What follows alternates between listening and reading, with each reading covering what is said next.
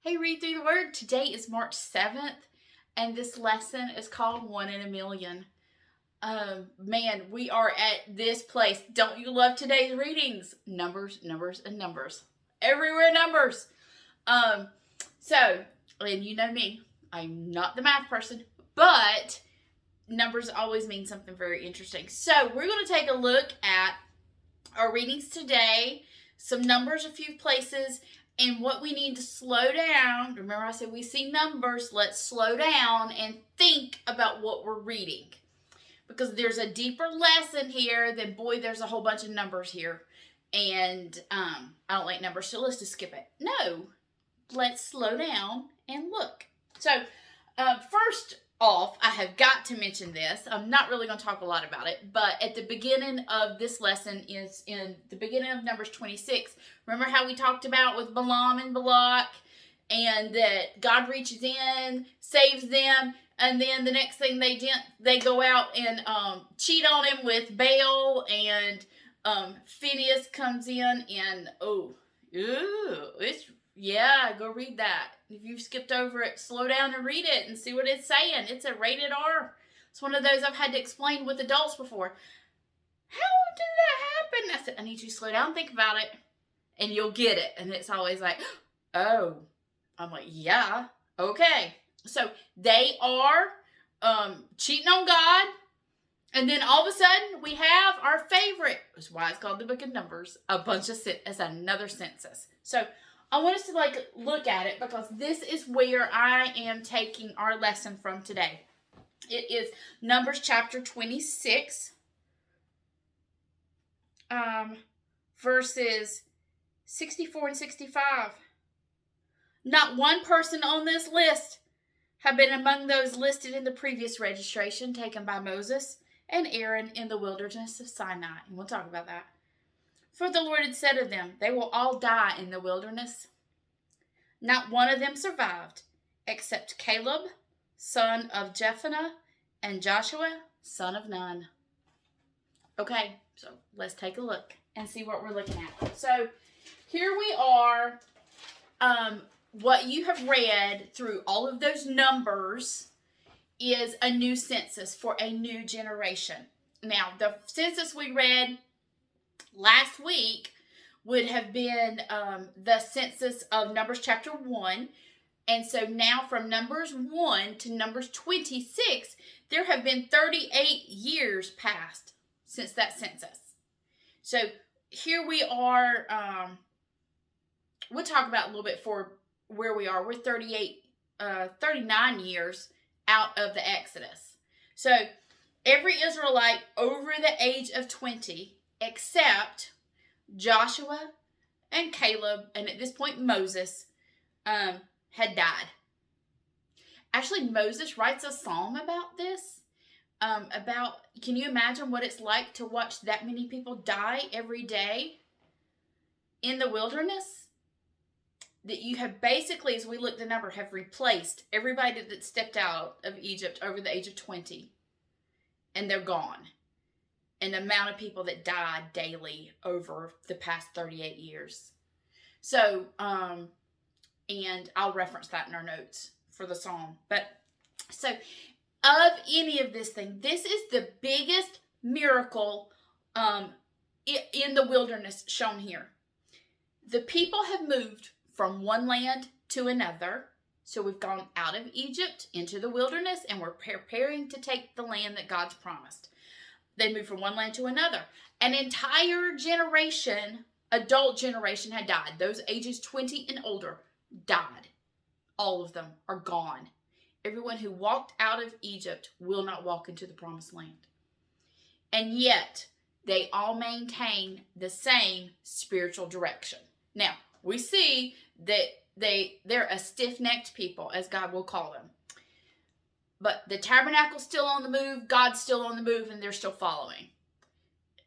That right there is a miracle. I mean, that's a huge miracle as we look at this. So then, because what happens is every time they take a wrong turn, just like you saw at the big act, like it's behind us, just like you saw at the beginning of Numbers chapter 26, when they make a wrong move, God corrects them and shows them. Hold on to that idea.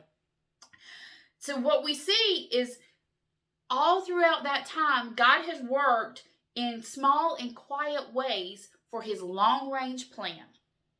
Whether they realized it or not, God was there working.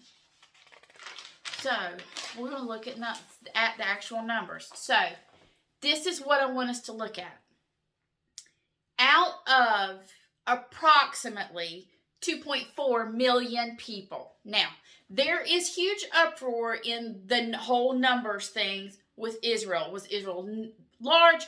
Was it small? What numbers meant? What didn't? We're just going with a straight reading of the text for today. And if you're a numbers person and want to get in all that, comment and I'll give you something to read to help you see all the scholarly debates that are out there about numbers. But I want us to go with a straight reading today and see some things. So this is what I want us to look at. So at 1 year out of Egypt,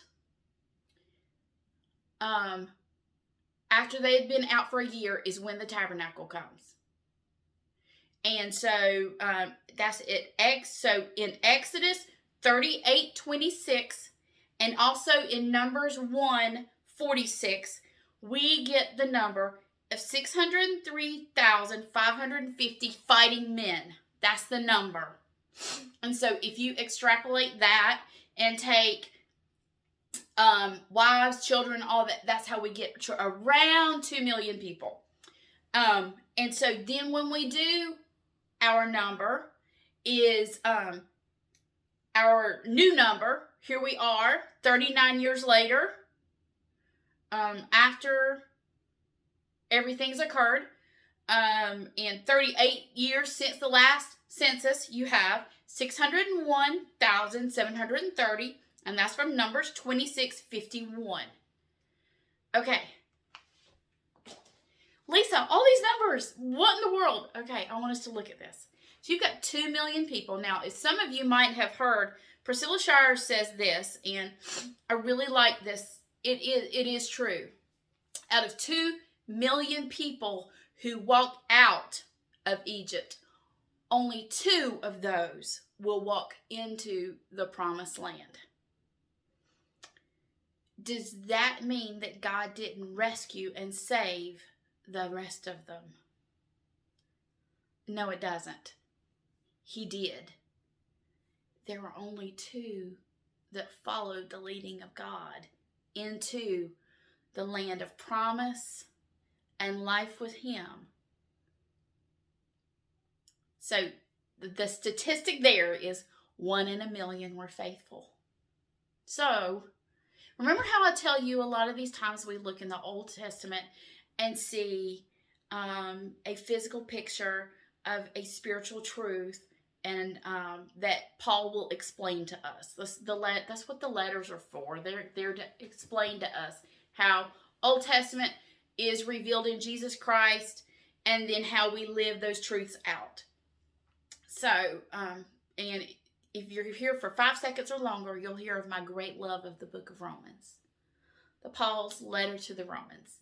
And I want to talk about Romans right now, because this is so applicable for us today in Romans chapter 8. And so I want you to write this down and go read this. And I'm actually going to read it with you right now. I still have some time, so I want to talk about it in here. So we're in Romans chapter 8, and I want to look, it's actually verses 1 through 11. It says this: Therefore, there is now no condemnation for those who are in Christ Jesus, because the law of the Spirit of life in Christ Jesus has set you free from the law of sin and death. What the law could not do, since it was weakened by the flesh, God did. He condemned sin in the flesh by sending his own Son in the likeness of sinful flesh as a sin offering, in order that the law's requirement would be fulfilled in those who do not walk according to the flesh, but who walk according to the Spirit. For those who live according to the flesh have their minds on the things of the flesh, but those who live according to the Spirit have their minds on the things of the Spirit. Now, the mindset of the flesh is death, but the mindset of the Spirit is life and peace.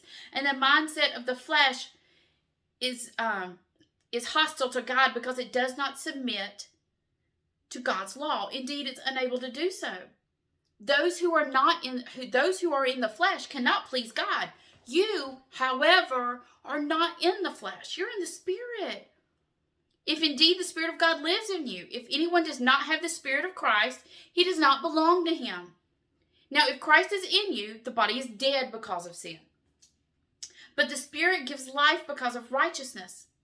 And if the Spirit of him who raised Jesus from the dead lives in you, then he who raised Christ from the dead will also bring your mortal bodies to life through his Spirit who lives in you. And then it keeps going for the rest of Romans 8 that we know. Okay, so I would say probably read through verse 17 to help with the whole text and context of this all. So how is this relating to Numbers? What are we seeing these people live out? What are we seeing through the lives of Joshua and Caleb that we see here in Romans? Really quickly, this. Okay, so you saw Caleb and Joshua left with all the rest of those people. They left out of sin, out of bondage. They have gone from bondage to Christ, or not Christ. Sorry, from bondage. I'm making the jump. Hold on. Let's stay there. They are set free from slavery, bondage, actual physical bondage, and then they will follow Jesus. So they've been set free from that, and yay! Now we're no longer in bondage. But they're not yet to the promised land. But they're set free, but they don't know how to live in a land of abundance. The land flowing with milk and honey. The land where God has promised. But they're perfect. So 1,999,998 got set free. And they were perfectly okay living here in this land, but not yet there. This is what Paul says. Paul says, Christ, you were once this. You were once. You did not have the Spirit. You lived in the flesh. But now the Spirit for Christ has set you free. You're free from the bondage to sin. So here we are.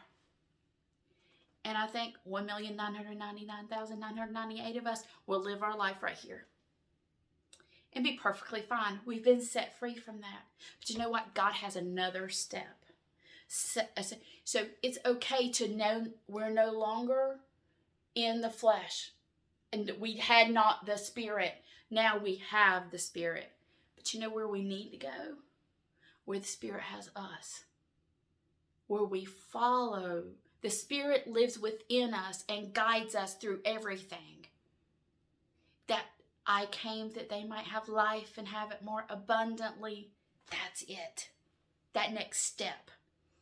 We're perfectly fine living right here. But he saved us for that. I want to be found faithful, and I want that. That's what he died to give me. It's what he died to give you. Life being led by the Spirit. May you find us faithful. I'll see you next time on Read Through the Word.